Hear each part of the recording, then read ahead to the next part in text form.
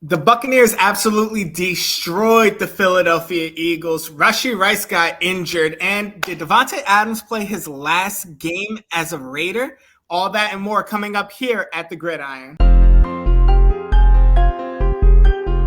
What's going on, guys? Welcome back to another episode of the Gridiron, brought to you by Housecall Sports. I'm Justin, and joined with me is Ricky over here. And today we got some NFL news for you. But before we get into all that, a quick word from our friends over at Vivid Seats, the most trustworthy and easy to navigate ticketing website that has reliable and rewarding tickets and a 100% buyer guarantee, which means your transactions will always be safe and secure. You get full service customer care and be compensated for any canceled events. And it's got the only ticket rewards program around. We are in the middle of the NFL season right now. So now is the best time to go and get those tickets. I got my next one coming up against the Philadelphia Eagles with my Giants later on this month. But if you're not a football fan, don't worry, Vivid Seats got you. Anything from the NBA, MLB, NHL, WWE, and everything in between. So do us a favor, hit the link down below in our description. Go get your tickets and go sit vividly. Man, Ricky, it's been a long time since you've been on this show. It's been a minute, man, but I'm glad to be back. Whew. And guess what? You get to come back and you get to join me as we talk shit about Philadelphia, because the Eagles got absolutely whooped by the Bucs 33-16. I think I saw at one point they didn't even have a single yard of offense for like most of the first half of the game. Not only that, they gave up 445 yards of just offense. That defense that they have in Philly is just being absolutely torched by every team that they face. And that was kind of a concern going into this season, whether it be that or whether it be Nick Sirianni's coaching. But you see this game, they gave up 24 points in the first half alone. Second half, the defense locked down, only gave up 9 points. But the thing is, Philadelphia's offense also was nowhere to be found. I get it. No A.J. Brown, no just no receivers, period. Sorry, keep forgetting all their receivers' names. Who was out? Lane Johnson was out. Devante Smith play? Devante Smith was also out.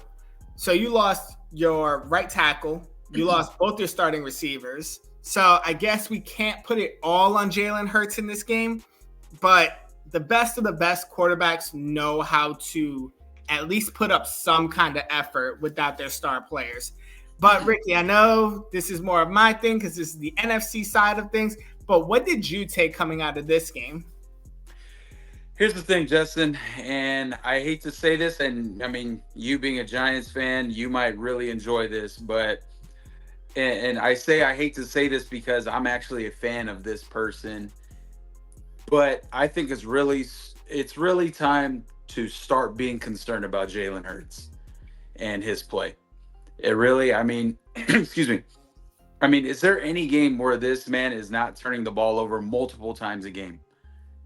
You know, like Jalen is starting to become almost like a hindrance to that offense. And it also has to go, and obviously turnovers are going to do that. But when you're the catalyst and you're the one that keeps turning the ball over, I know at the very least he had 2 fumbles, right?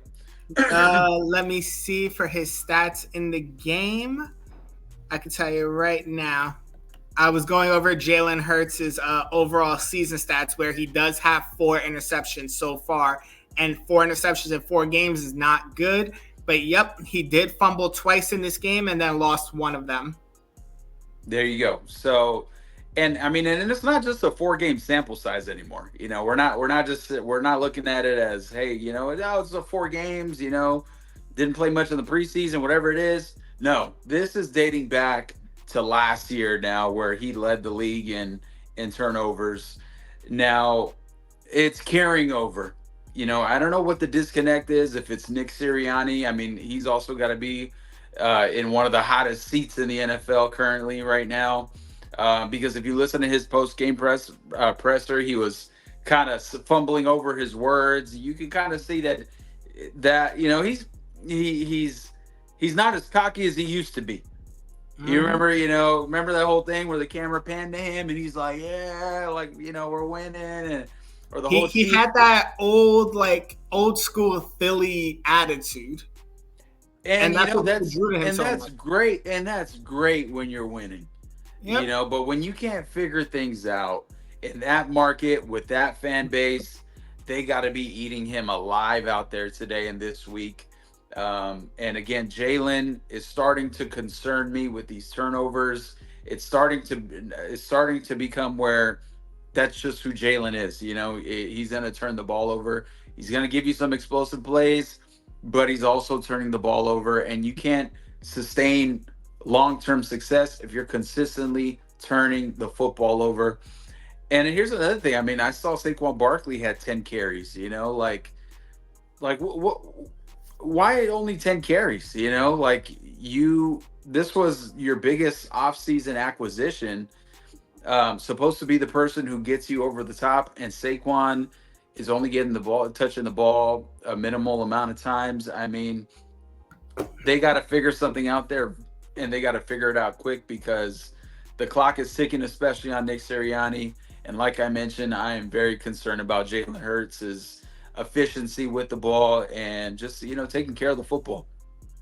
Yeah, and the one thing I want to say, a lot of the pundits and a lot of the media members that specifically talk about football, when they talked about Jalen Hurts' performance, they were quick to basically give him a little bit of grace in this. And they said, you don't have your top two receivers. They don't have his right tackle. If it was any quarterback that's not named Josh Allen or Patrick Mahomes, we would be giving them grace for this, but we don't give it to Jalen Hurts. Here's the difference when it comes to it. If this was just a one-game thing, like you said, then we'd be fine with it. We would understand. You don't have your top two receivers.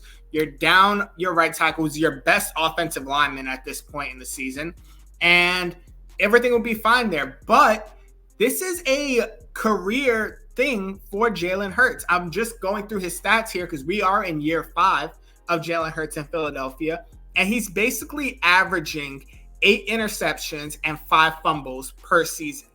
Essentially, he is that close to averaging that much over the last 5 years. And this is the thing that comes with a Jalen Hurts-led offense when you want him to be the man. If you think you're going to have him throwing 30 to 50 times, this is what you're going to expect. He's going to throw interceptions, which any quarterback that's throwing this much is bound to do. And then if you're going to have him running the ball, then he is susceptible to fumbles. Now, about having Saquon Barkley only rushing the ball 10 times, that's a coaching issue.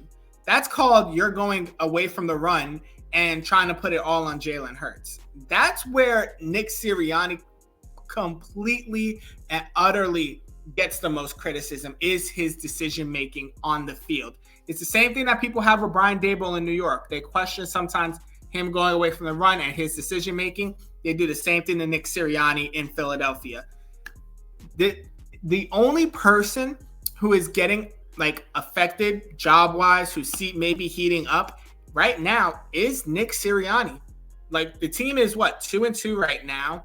The division is currently being led by the Washington Commanders, which none of us could have saw that part coming. And you being the top team, the one that was supposed to be the NFC top of the boards, we were supposed to see you at the NFC Championship game. It's looking like it's not happening right now. And this is an easy year in that division because the Giants are playing like dog crap. I have to admit that. The Dallas Cowboys are not playing up to their standards. The Washington Commanders are the only team surprising anybody. And then you as the Philadelphia Eagles, you're supposed to be running away with this division. So they need to fix things, and they need to fix things in a hurry. But there is one storyline coming out of this game that everybody seems to be rolling with. And I'm curious to see what you think about it. So Darius Slay, obviously all-pro cornerback, has been running the cornerback game for a while in the NFL.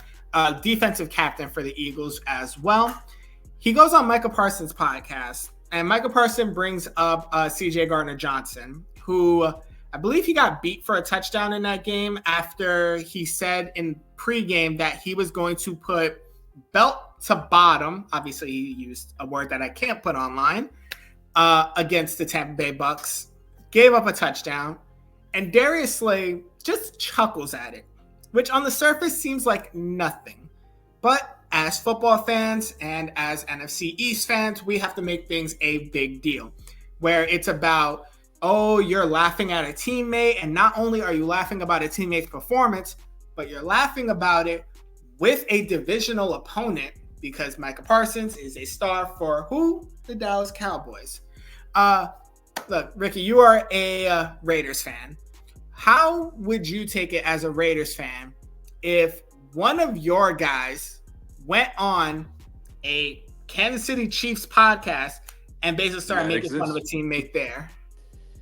Yeah, I think that's the right question, because that's where I have an issue with this from the beginning. You know, that's the stem of the issue is, why is this Philadelphia Eagle on a Dallas Cowboys podcast? You know, and we know it's not just a Cowboy podcast, but it's Micah Parsons, so it's a Cowboy podcast, right? Pretty much. That's exactly what I was gonna say. The question you just asked is like, I'd be furious if Max Crosby, who has his own podcast, went on the New Heights podcast, the Travis Kelce's, you know, and they were buddy-budding, and you know, if they were buddy-budding and, you know, and saying, oh, what do you think about Devante Adams? And Max laughed, you know, like, come on, dude. First off, just don't do that, man. And I know that's the world we live in today, but man, I don't want to be the old curmudgeon, but man, this sports generation is a lot different than what we grew up with. You know what I mean? Like, you see those two guys right there? Like, those guys are not doing that kind of stuff, you know? And those are the legends of the game. Those are the most competitive guys in the game. And I'm not a big fan of the whole buddy and I'm going on your podcast during the season. You know what I'm saying? And a little bit off topic, but in the baseball world, Mookie Betts for the Dodgers has a podcast. His guest is from the Padres. Like, he does an episode where his guest is on the Padres when they're actively playing a series against each other. I know it's a different sport, but the principle is the same, where it's like, dude, you got to be a competitor out there, man. These are your division rivals. You want to beat these guys. You want to tear their heads off, and go do that stuff in the off season, man. You know, but don't do it now. You know what I mean? And as for CJ Gardner-Johnson, I mean, he's like the Dylan Brooks of the NFL right now. Yeah. You know, where he's supposed to be this tough guy. He's supposed to be this all-world defender, and it's just, you know, it's not really happening. You know what I mean? So give me your 2 cents on that, Justin. I mean, listen, I'm in complete agreement with you. And the same way you went sidebar and brought up baseball into this, I think these guys need to take a page out of the WWE playbook, which is, you can do these things because at the end of the day, these are grown men. They have their lives and their things outside of football, which I understand completely. But if you're going to be interviewing a division rival, I need y'all to at least pretend to keep the kayfabe. Like, as a teammate, don't bring your teammates into this, because not only is it embarrassing, and not only are you going to get the fans riled up in here, that can possibly cause issues in the locker room also. And once you lose the locker room, that is it. That is how people get fired.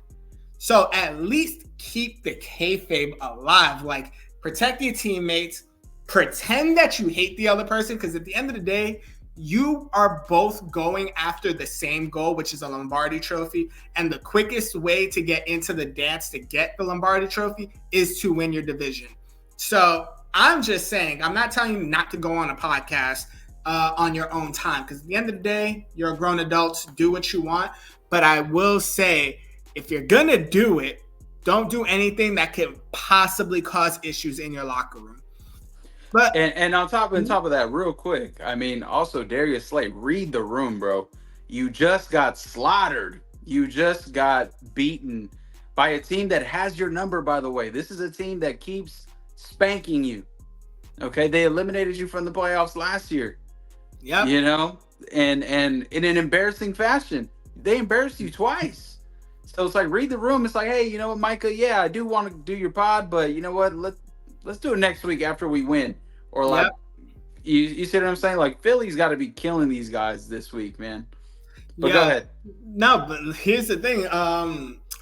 You let Baker Mayfield once again put 30 on your head.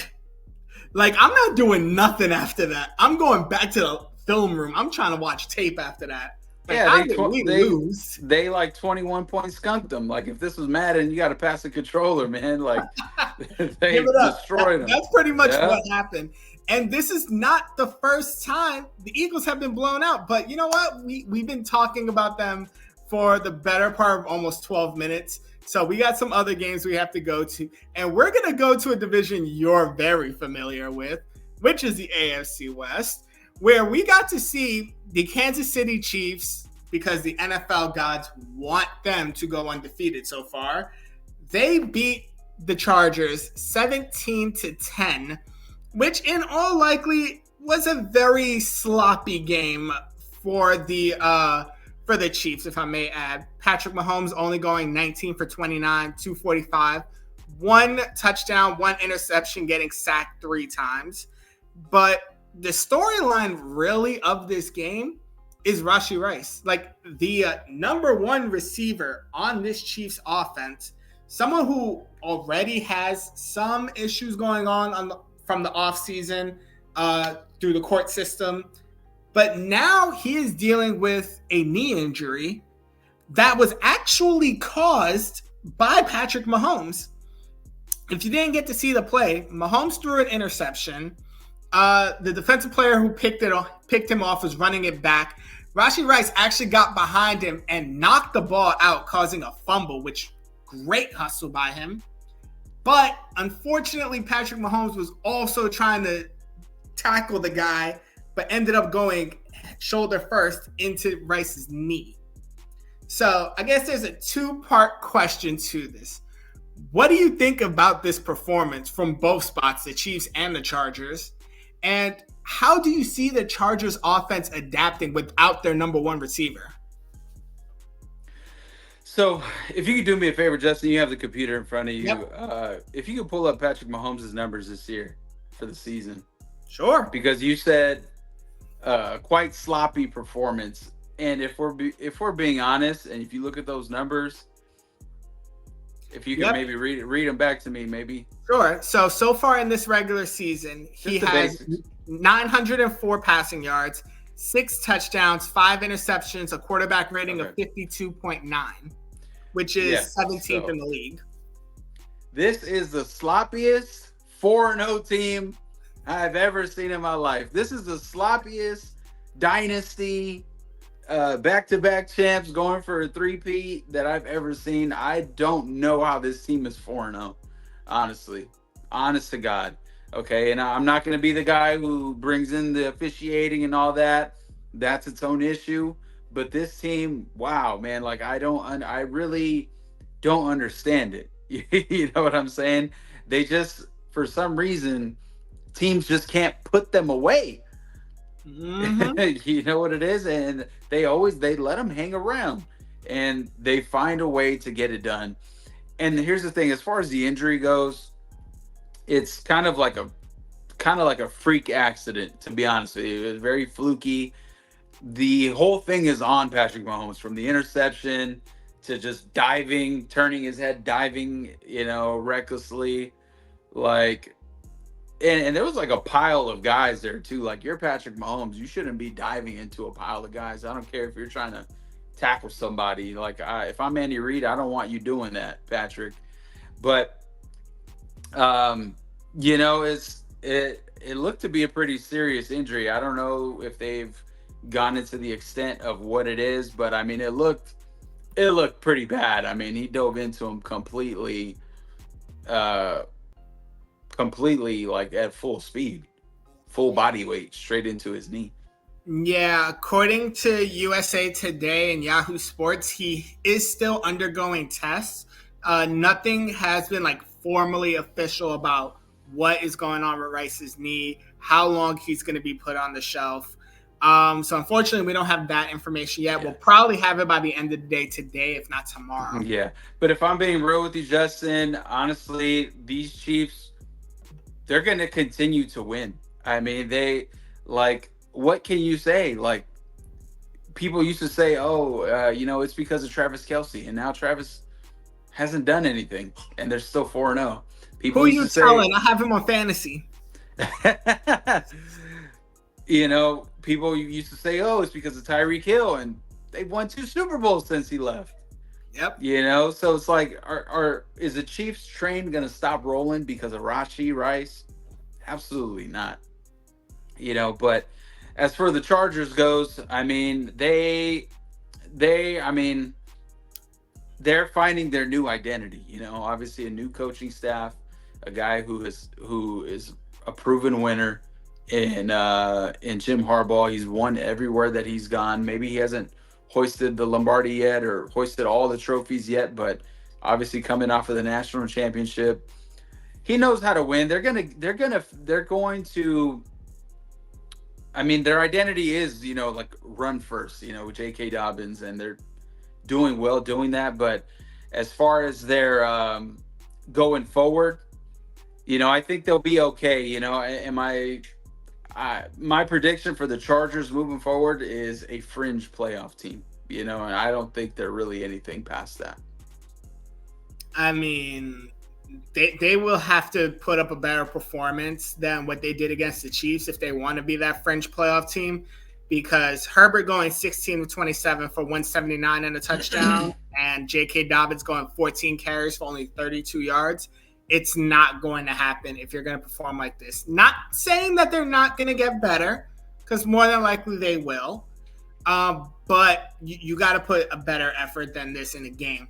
For the Chiefs, I just really think that the NFL is just dragging the Chiefs to the playoffs at this point, because no way you have your quarterback performing not up to the standard of a Patrick Mahomes right now. You lost probably your best weapon in the receiving room right now. I get it. They have Xavier Worthy, but Worthy is a rookie at this point. Mm-hmm. Your tight end is not performing up to par either. He just had his first good game this past week. Oh, and yeah, by the way, you don't have your starting running back either. Your starting running back is Kareem Hunt, who you had to pick up off the street. So the NFL's script writers, the refs, they're just like, come here, Kansas City. You're making it to the playoffs, even if we got to take you with us. And that's what I'm seeing. Yeah, Justin, imagine if Daniel Jones did that to Malik Neighbors. Yes! What? Who are we? Imagine how the Giant fan base would take that, man. Oh, my God. You overthrow a guy, and then you go blow out his knee right after that. After he made the guy fumble, too. Yeah. After he made a great recovery play. Yeah.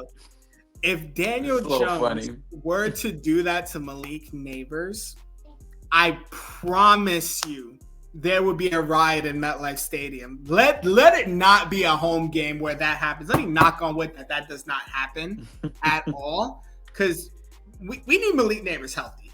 That's like literally our only offense, but it's not a Giants episode. I already ranted about the Giants on the Friday episode. This is about what's went on here. And we have one more game to talk about and then one piece of news, so we got to get through these quickly. Let's go. Let's go to Baltimore.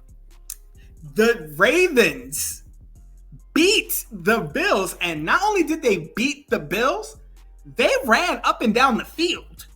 They beat them 35-10. Derrick Henry going back and taking his crown for 199 and a touchdown. Lamar Jackson, 156 yards, 2 touchdowns throwing. And then he got 54 yards and another touchdown on the run.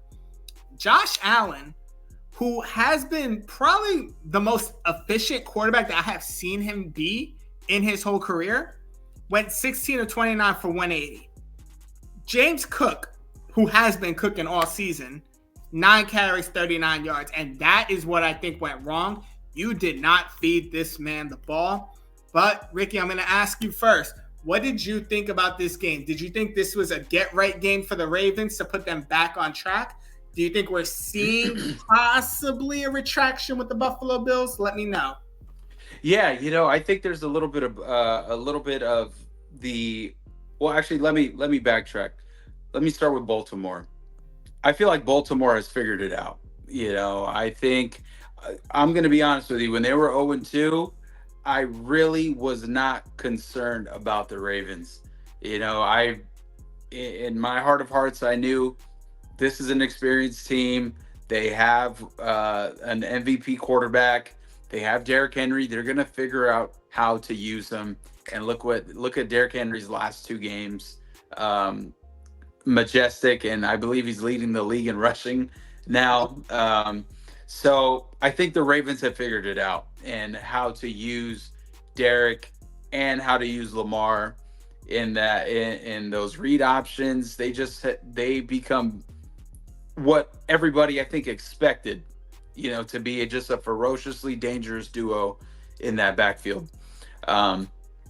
I think those early games, with the Raiders and the Chiefs, I feel like they try to, especially the Chief game, I feel like they really just try to make Lamar the hero and in kind of a revenge factor game, which is understandable. And being the first game of the season, you don't overreact. They lost by half a toe. Yeah, literally. Yeah. So I really was not concerned with Baltimore. I'm very impressed with them. The butt whooping they put on the Bills. And if I'm being completely honest with you, I'm not worried about Buffalo yet either. I know they got, curb stomped, but sometimes these things just happen in the NFL, man. This is a tough league, man. It's hard to win in this league and win consistently, so the only thing I would be a little bit concerned about with Buffalo is their run defense, because the Cardinals kind of ran all over them. The Dolphins, that game was kind of a wash, but it's kind of poking its head out again here with that Baltimore game with the first play of the game goes for 87 yards, for a touchdown. So I'm not really too concerned about Buffalo. I still really like them as a powerhouse in the AFC. Josh Allen, to me, is still the front runner for MVP, even after a stinker like that. But what are your thoughts? What did you take away from that game? I was half right in what I said, because when we did our prediction episode for this game, I specifically said if you had the Ravens and the Bills defenses on your fantasy team, this was the week to sit them, because I thought this was going to be an offensive shootout all game long. I thought this was going to be like a college game. And I was half right. I got the Ravens scoring high on offense. I was just wrong about the Bills offense. And I think I was wrong on two facets. One, I was wrong because I honestly did not foresee the Buffalo Bills going away from the run as much as they did. They tried to put it on Josh Allen. And the one thing they've been doing right the first 3 weeks of this season is basically saying, Josh Allen, you do not have to be Superman in this game. Yeah. And sorry, go ahead. No, go. The only thing I would say to that, Justin, is the fact that they went down on the scoreboard pretty quickly. Yes. So it's kind of one of those where they feel like they're going to have to air it out, to try to get back into the game quickly. But I am in agreement with you as far as the Bills all season. James Cook has been he kind of looks like the prime Dalvin version of his brother. Yeah. He looks like Dalvin back in the Minnesota days. Yeah, he sure does. But I'm sorry. And that's the thing, because I get it. When you're down early, you feel like you need to throw the ball because you need explosive plays. You need to score quickly. But what you really need to do, especially against a Baltimore Ravens offense that will run the ball on you the entire time, you need to keep them off the field, which means you need to control time of possession. Best way to control time of possession is running the ball, because if you throw it and it's incomplete, guess what? Clock stops. If you throw it and it's incomplete, you got a better chance at getting a 3 and out passing the ball than you have really mixing it up, run and pass. So you have to also think about it like, I need to keep Lamar Jackson and Derrick Henry off this field because they're torching my defense. And the Buffalo Bills defense, while yes, they did lose some pieces, they're built to stop the pass, to either hit your quarterback or they are made to knock down the ball. They are not built to be a run defense because I don't think any defense in the AFC is currently built for that, because primarily the AFC is more of the passing conference. The NFC is the one that's most known for running because that's where most of the top running backs are at.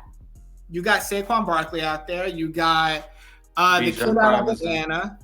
And Robinson's out there. So you have some of the top running backs in the NFC. That's the one where you Alvin Kamara. Alvin Kamara's there. That's where you really need to build your front seven out of. AFC, you need to build your backfield because you got a bunch of quarterbacks that can sling it. Heck, the AFC West themselves, Herbert, Mahomes. I'm not going with the Ravens. I mean, with the Ravens. I'm sorry. Yeah, y'all need a quarterback. Bo Nix under Sean Payton, if you give it 1 or 2 years, he's going to start slinging it because he's just going to not care. But a lot of the better passers are in the AFC. A lot of better runners are in the NFC. So it's pretty much not what the Bills are built out of, but I don't think we need to worry about Buffalo. I think they're going to be fine. I think if they can go back to what they've been doing and saying, we're going to rely on the running game and Josh Allen, you don't have to be Superman, because Josh Allen is also playing with 2 of his fingers taped together still. Mm-hmm. So they need to just get back to that. I agree with you. And if you look at that division, it's not so far. It's not what everybody thought it was going to be cut out to be, with the Dolphins, being winless. The Jets are 2-2. They just lost to Bo Nix, who threw 60 yards, by the way. Look at his stats. He threw for 60 yards and beat Aaron Rodgers. Like, Aaron Rodgers, you can't beat Bo Nix, who threw for 60 yards, bro. Come on. But anyway. I need to confirm this. Yep, 12 for 25, 60 yards. Oh my goodness! How real quick sidebar, Justin. The 2 New York teams combined for a grand total of 0 touchdowns this weekend. Yep, I know because I was at the Thursday night game against the Cowboys. I know. Yeah, but if you back to the Bills, you look at that division. New England is just New England right now, total rebuild. The Jets are not so far not. The Jets had a golden opportunity to go 3-1. Yep. And they're not. They're still trying to figure it out. The Dolphins seems to be a complete wash of a season for the Dolphins. So the Bills are sitting pretty right now still.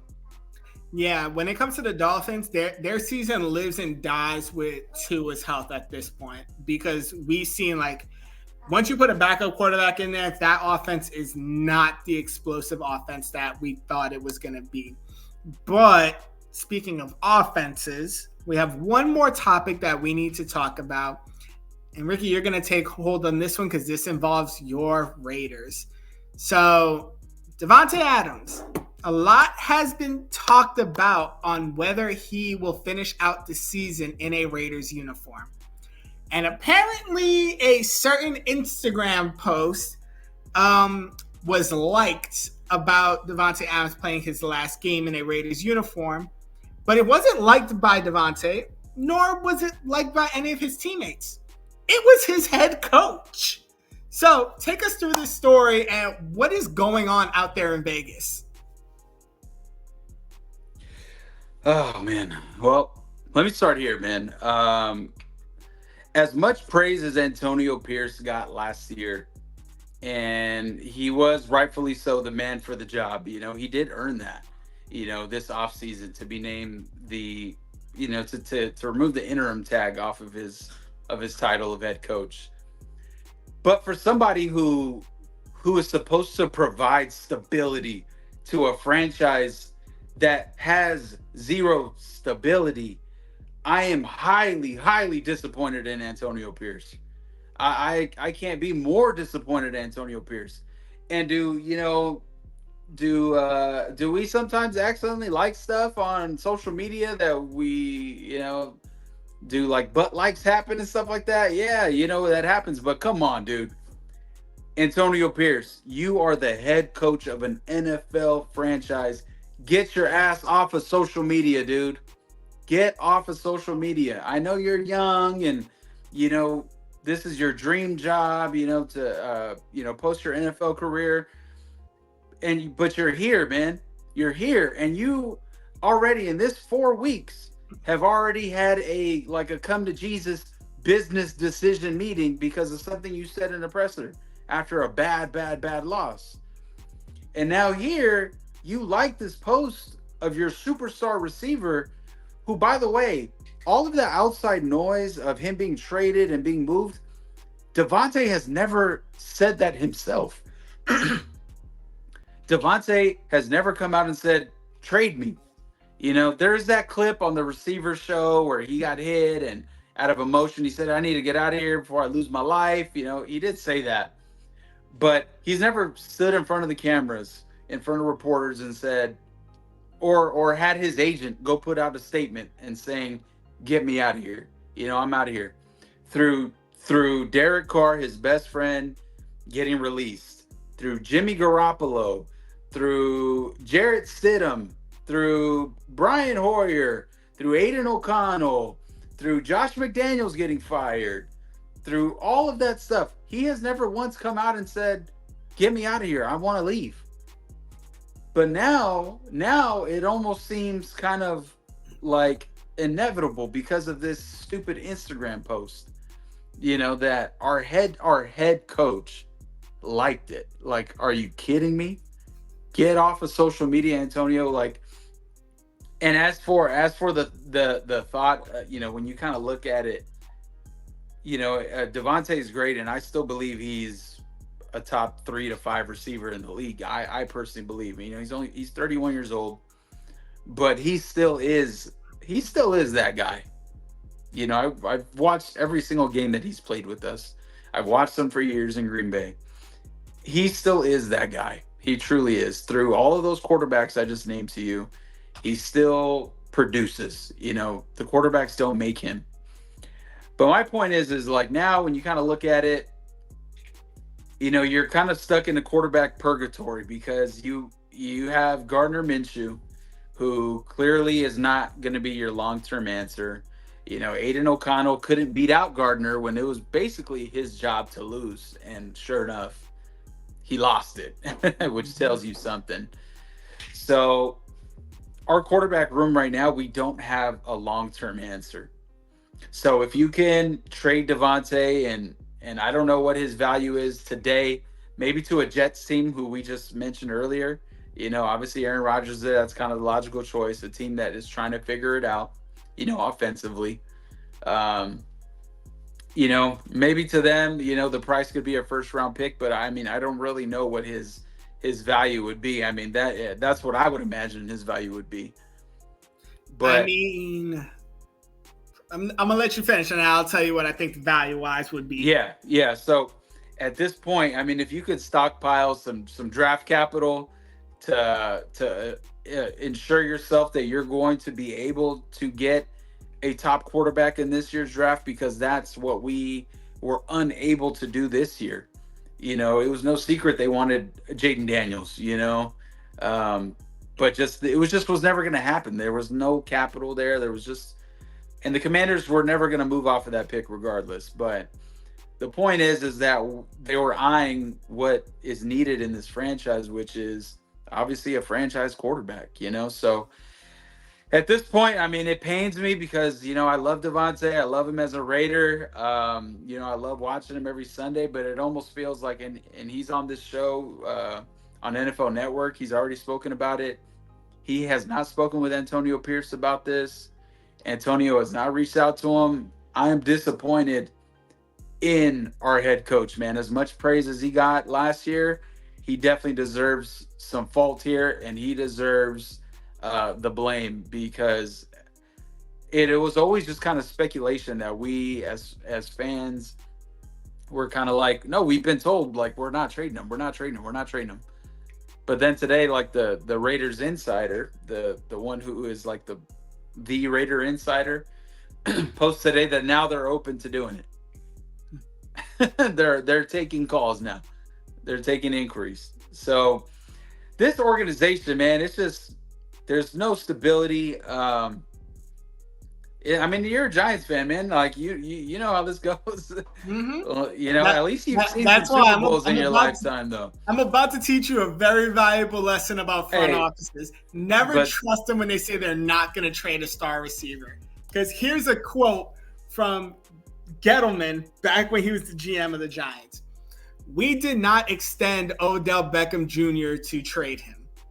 And what happened? Exactly what they did. So that's the thing.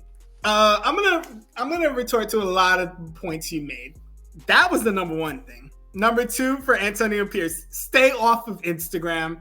I need you to make a call to Shannon Sharp about how bad things can be when NFL minds accidentally do things on Instagram that they're not supposed to be doing. Because liking a post is just as bad as what happened to Shannon and Miss Michelle, but that's a whole different story. I do think that it is time for Devante Adams to leave the Vegas Raiders, and it's for both parties' sakes.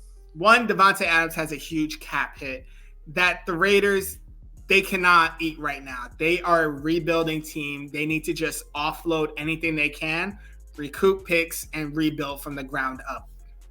On Devante Adams' side, I saw the Receivers Netflix series. He was getting hits left, right, and center. And kudos to him, because unless his leg was falling off of him, he was coming back in the game.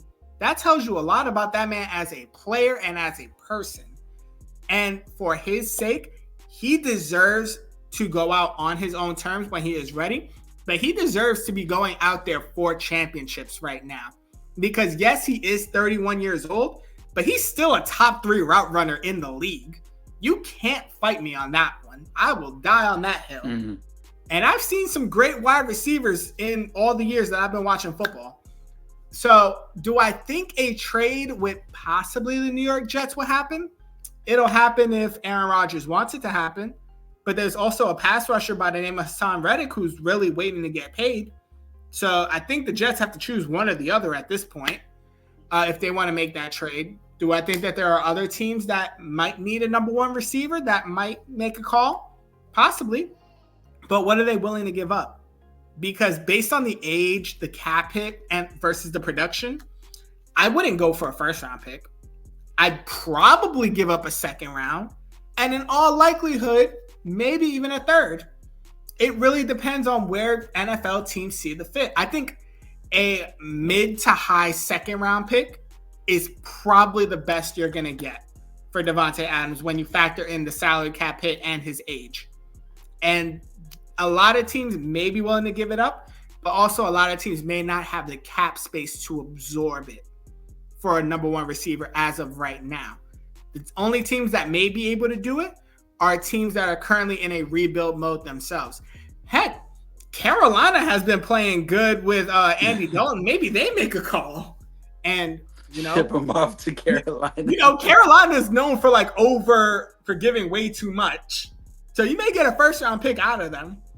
Got Brian Burns for a third rounder. That's the top 5 pick. I would do that. Okay, if that's the case, I would do that right away. I will pack his bags. The second you hit the pick number, you might as well say yes because it's I see Carolina area code. Yes. No, but man, it pains me to say this because this is yet another person that we've failed, that we've had in this organization that was supposed to help bring prominence back to this very proud franchise. And this head coach who got the whole team behind him. One thing about that receiver show is that they showed obviously a lot of the drama of Devante getting crushed and whatnot, but they didn't show all of the other clips of Devante dancing and smoking cigars in the locker room after wins, but I just know that none of this stuff has ever come from Devante. Mm-hmm. But after seeing that interview today that he did with Kay Adams on NFL Network, yeah, it almost looks like it's unrepairable at this point. It's just kind of a matter of I feel like it's really just a matter of time. Yeah, it is. And honestly, it hurts me, man. It hurts me because it's gonna hurt. It's gonna hurt, but it's for the right reasons at this point. But ladies and gentlemen, this is all the time that we have for here. We thank you once again for joining us on another episode of the Gridiron. I'm Justin. Again, we got Ricky to my right. Unfortunately, both of our teams are not having the best of seasons, as you can hear from both of our voices. But we do thank you guys for joining us today. Be sure to hit the links in our descriptions. Follow all of our sponsorships and our social medias. Once again, big thank you to Vivid Seats for sponsoring us. And we will see you guys next time.